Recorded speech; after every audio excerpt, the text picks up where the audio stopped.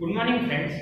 अब जब हमने इक्लोन फॉर्म और रैंक किसी भी मैट्रिक्स की कैसे निकालते हैं वो सीख लिया है, उसके बाद एक इम्पॉर्टेंट चीज आती है, हम इक्वेशंस की कैसे निकालते हैं। जैसे कि मैंने सबसे पहले वीडियो में दिखाया था, मैट्रिक्स क्या है, वो सिस्टम ऑफ लीनियर इक्वेशंस को मैट्रिक्स क्या करता है,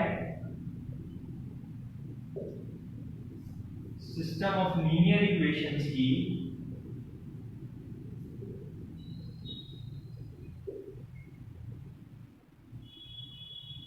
को अलजेब्रा के बिना सॉल्व करता है, without algebra.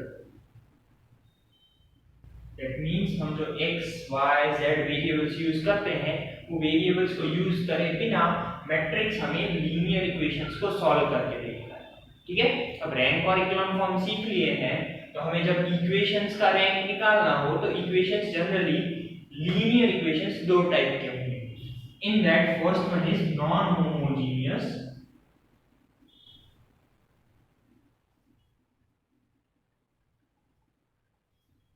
linear equation।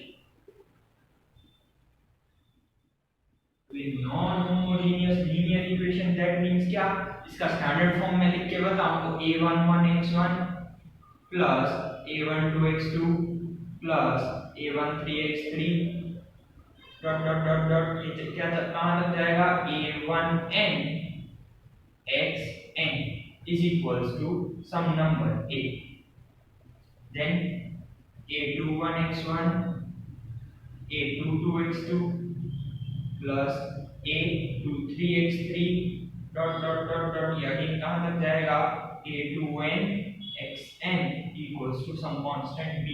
Okay, और ये अगेन नीचे भी कहां तक जा सकते हैं, an1x1 plus an2x2 plus an3x3 dot dot dot a mn xn is equals to constant c। that means ये इक्वेशंस यहां तक जा सकते हैं, ये सॉरी ये m होगा, n नहीं होगा। ओके, जहां पे m क्या शो करेगा, नंबर ऑफ रोज शो करता है, ये n number of column show करता है। that means कोई भी ऐसा इक्वेशन जिसके पास बहुत सारे वेरिएबल्स हो और इक्वल्स टू के दूसरे साइड भी हमारे पास कांस्टेंट नंबर्स हो, यहाँ पे a b and c are numerical values, वो कैसे हैं, नंबर्स। ओके, अब इसका प्रैक्टिकल एक एग्जांपल लेंगे। Let's say I have an equation named x minus 2y plus z equals to -2.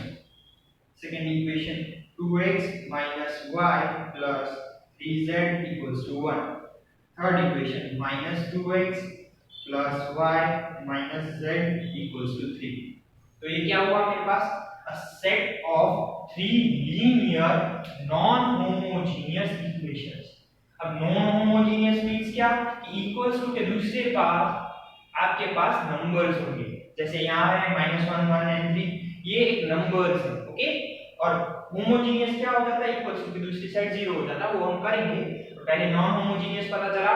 अब इस इक्वेशन को आप चाहो इन the form of matrix, in the form of matrix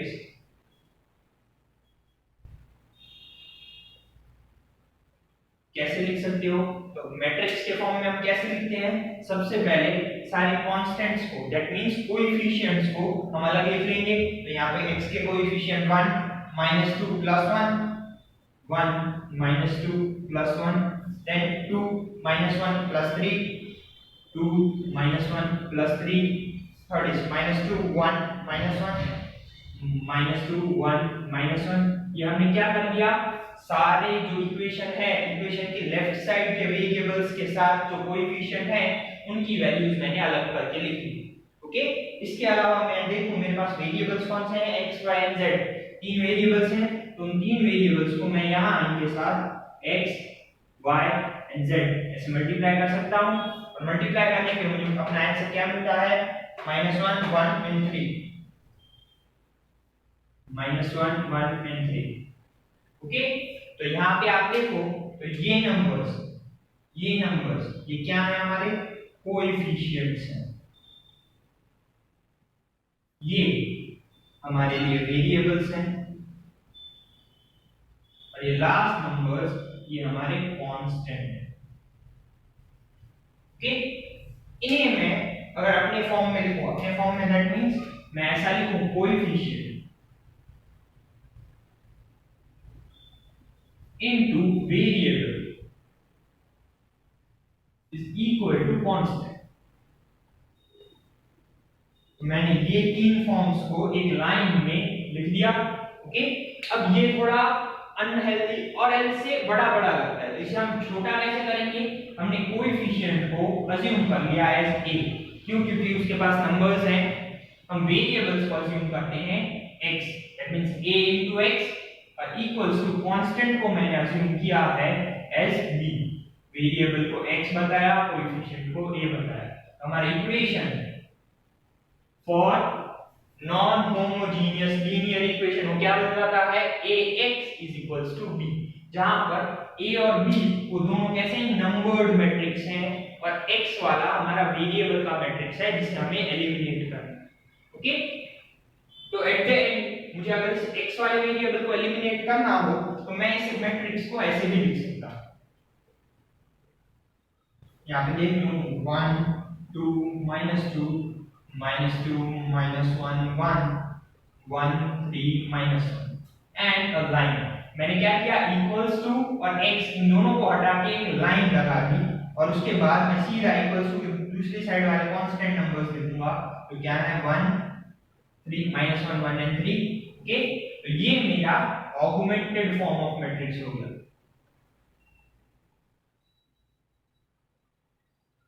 okay, ये कैसे हुआ इसका डिस्क्रिप्शन मैंने अपने पहले वीडियो में भी दिया था, तो अगर आपने ना देखा हो तो ऊपर आई बटन से या नीचे डिस्क्रिप्शन में से जाके देख सकते हो। ओके, ये क्या हो गया? मेरा ऑगमेंटेड फॉर्म ऑफ मैट्रिक्स हो गया। अब मुझे सिंबॉलिकली अगर इस मैट्रिक्स को रिप्रेजेंट करना है तो मैं उसे ऐसे भी कर सकता हूं, a एक लाइन और b। ओके, और अब हम हमारे कंसर्न की बात करें, हम क्या कर रहे थे? हम इसका रैंक फाइंड आउट करने की ट्राई कर रहे थे। तो रैंक कैसे मिलता है? मैं इसके आगे ऐसे लगा दूं, ये क्या है? रैंक का सिंबल है, तो रैंक ऑफ AB। ओके, और रैंक की हमने प्रॉपर्टीज जो लास्ट वीडियो में दिखाई थी उसमें देखा था कि rank would be equal to the minimum of A और B, दोनों में से जिसकी मिनिमम रैंक होगी उसकी रैंक को हम काउंट करेंगे। ओके, और हमारे नॉन होमोजेनियस लीनियर इक्वेशंस के लिए जनरली क्या होगा? तीन क्राइटेरिया फुलफिल होंगे। तीन क्राइटेरिया कौन से? Normally first criteria goes as rank of A would be equal to rank of A augmented B which will be equal to n। और ये यहाँ पे n क्या है? हमारे नंबर ऑफ वेरिएबल्स है। और you can say order of the matrix में जो n होता है, n नंबर ऑफ कॉलम्स, वो n यहाँ पे होगा। n क्या होगा? नंबर ऑफ वेरिएबल्स होगा, मैंने यहाँ लिख दिया। ओके, जब भी ये चीज होती है तब हम क्या कह सकते हैं कि हमारा जो मैट्रिक्स है या हमारा जो इक्वेशन है उसके यूनिक सॉल्यूशंस अवेलेबल है। यूनिक सॉल्यूशन और one and only one solution. Okay, second चीज हमारे पास आती है या second case we can say, वो क्या हो जाएगा कि हमारे rank of A would be equal to the rank of A augmented B। okay, but this will be less than or equal to n। this will be less than and equal to n। यहाँ पे n again हमारे number of variables होंगी, but ये conditions हमारे equations की कब होती है? जब हमारे पास इनफाइनाइट सॉल्यूशन हो, इनफाइनाइट सॉल्यूशंस अवेलेबल हो। ओके, एंड लास्ट कंडीशन आती है third case we can say, उसमें क्या हो जाता है? हमारा रैंक वो इक्वल नहीं होता इसके हमारे ऑगमेंटेड मैट्रिक्स के। ओके, और ये चीज कब होती है? जब हमारे पास नो सॉल्यूशन है, नो डेफिनेट सॉल्यूशन। जब हमारे पास हमारे जो लीनियर इक्वेशन हमने चूज किया है उस लीनियर इक्वेशन का कोई डेफिनेट सॉल्यूशन ना हो, तब ये चीज ऐसे रेफर करती है। दैट मींस क्वेश्चन जो गेट में आएंगे उनमें आपको दोनों साइड से पूछे जा सकते हैं। वो बता देंगे कि यूनिक सॉल्यूशन है, दैट मींस क्या, आपको ये कंडीशन फुलफिल करवानी पड़ेगी, और वो बता देंगे ये कंडीशन है, दैट मींस क्या, आपको समझ लेना है कि आपके इक्वेशंस के सॉल्यूशन कैसा होगा, यूनिक होगा, that means one and only one solution होगा। ओके, और अगर ये दोनों इक्वल हैं और इनफाइनाइट सॉल्यूशंस हैं हमारे इक्वेशन के, तो वो हमेशा n that means number of variable से कम होगा। पता चला? चलो मैं उसका एक गेट का एग्जांपल सॉल्व करके बताता हूं। उससे पहले इसका एक स्क्रीनशॉट ले लो या नोट्स बना लो।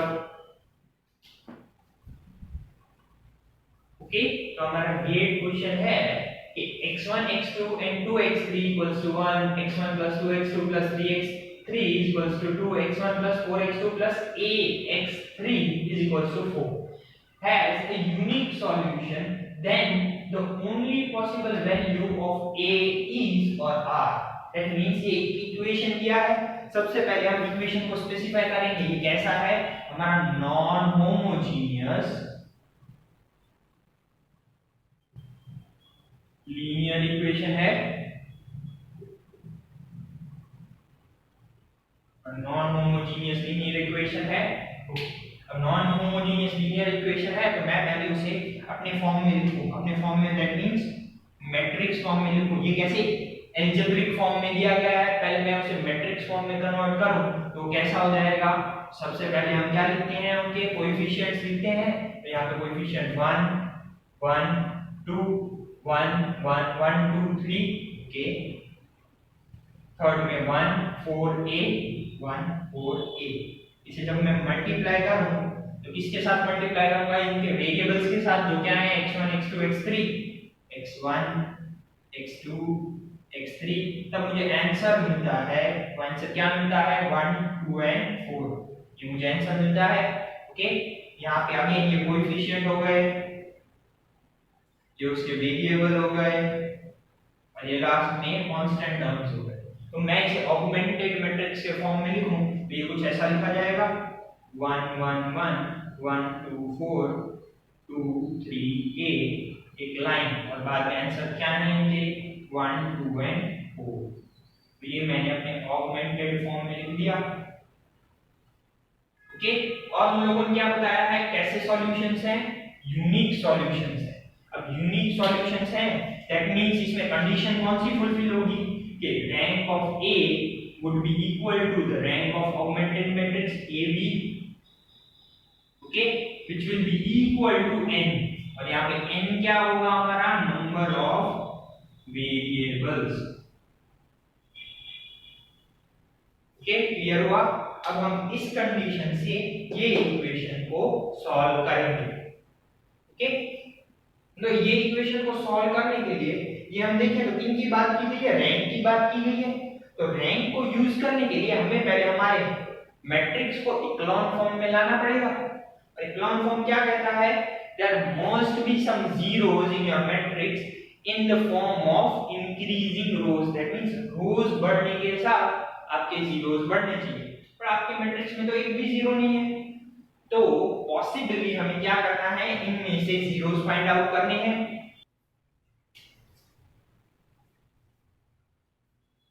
तो पहले मैं अगेन इस मैट्रिक्स को पहले यहां ऊपर लिख लूं तो क्या हो जाएगा? ये हो जाएगा 1 1 1 1 1, ये sorry 1 1 1 1 2 4 then 2 3 8, augmented line 1 2 4।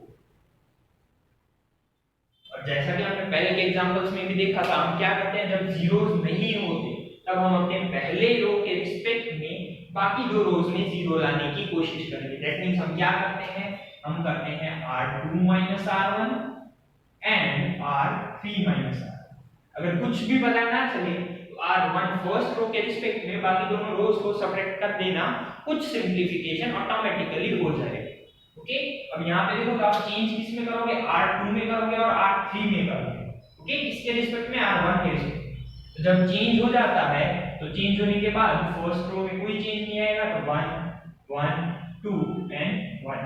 First row में कोई चेंज नहीं आया, पर रो 2 में क्या कर रहे हैं? r2 r1 कर रहे हैं, तो 1 1 विल बी, ये हो गया 0, 2 1 will be 1, 3 minus 2 will be 1, 2 minus 1 will be 1। देखो ये सिंपलीफाई होता जा रहा है ऑटोमेटिकली। लास्ट रो को 3 minus 1, रो 3 minus रो 1 करें, 1 minus 1 will be again 0, 4 minus 1 will be 3, a minus 2 will be a minus 2, and lastly 4 minus 1 will be 3।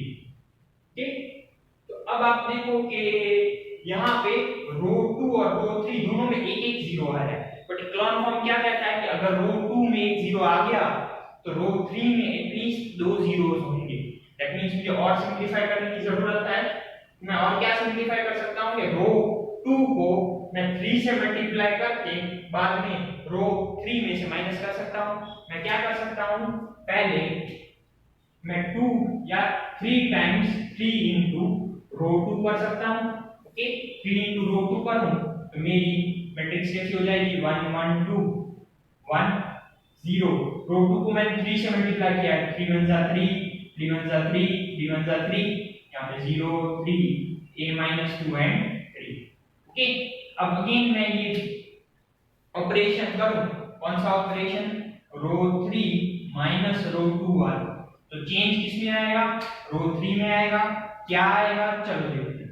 पहला रो ऐसे ही रहेगा, सेकंड रो में भी कोई चेंज नहीं आएगा, और थर्ड रो में क्या चेंज है, माइनस करना है, तो 0 minus 0 0, 3 minus 3 0, a minus 2 minus 3 will be a minus 5।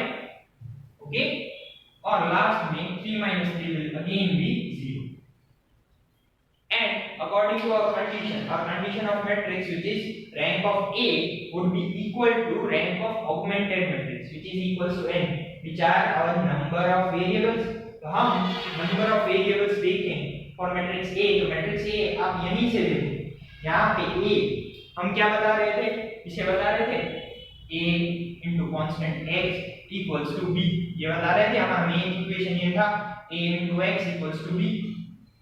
तो यहाँ आप A, दैट मींस इस मैट्रिक्स की आप ऑर्डर देखो तो ये कैसी है, 3 by 3 मैट्रिक्स है, तो यहाँ पे n इसका कितना होगा, 3 होगा। दैट मींस हमारी रैंक फॉर A, हमारी रैंक फॉर A वो क्या थी, 3 थी। हमारी rank of augmented matrix which is A augmented E वो भी कैसी होनी चाहिए, 3 होनी चाहिए। और रैंक ऑफ ऑगमेंटेड मैट्रिक्स 3 कब होगी, जब हमारा ये टर्म 0 ना हो, क्योंकि एक्लॉन फॉर्म तो हमने ऑलरेडी अचीव कर लिया। सेकंड रो में अगर एक जीरो है तो थर्ड रो में ऑटोमेटिकली दो जीरोस आ गए, दैट मींस सेकंड रो से ज्यादा जीरोस आ गए। ओके, अब a-5 0 हो या ना हो, एक्लॉन फॉर्म को उससे मतलब नहीं है, पर हमारी रैंक 3 है, इसीलिए थर्ड रो में भी एक न्यूमेरिकल वैल्यू होनी चाहिए। इसलिए हम क्या बता देते हैं, a-5 is not equals to 0।